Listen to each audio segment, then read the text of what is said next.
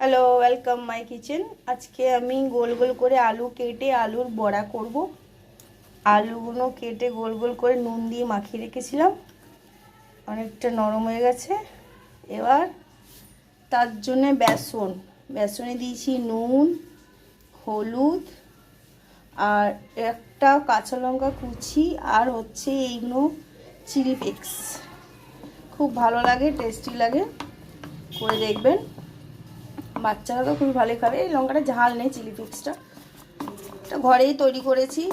শুকনো লঙ্কা, কাশ্মীরি শুকনো লঙ্কা এনে মিক্সিতে অর্ধেক ক্রাশ করে করা হয়েছে। বেসনটা দেখুন খুব সুন্দর হয়ে গেছে। এবার আমি কড়াই তেল দেব। কড়ার মধ্যে দিয়ে দিলাম সাদা তেল। তেলটা দিয়েছি, তেলটা গরম হলে গ্যাসটাকে কমিয়ে দিলাম।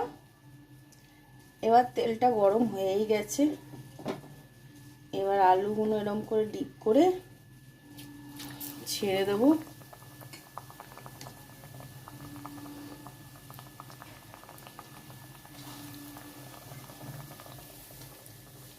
এরকম করে করে ডিপ করতে হবে। বেসনে দিয়ে দিলাম। এরকম কি সুন্দর ফুলকো ফুলকো হয়েছে, পুরো আলুর চপের মতো হয়েছে দেখতে। কিন্তু এটা আলুর চপ তো নয়, আলুর বড়া। ভালো লাগে ঘরে অবশ্যই ট্রাই করুন। বাচ্চারাও খেতে খুব ভালোবাসবে। এ দেখুন হয়ে গেছে আমার আলুর বড়া। খুব সুন্দর দেখতে, যেন মনে হচ্ছে এটা আলুর চপ, কিন্তু এটা আলুর বড়া। দেখুন, ট্রাই করুন। Thank you.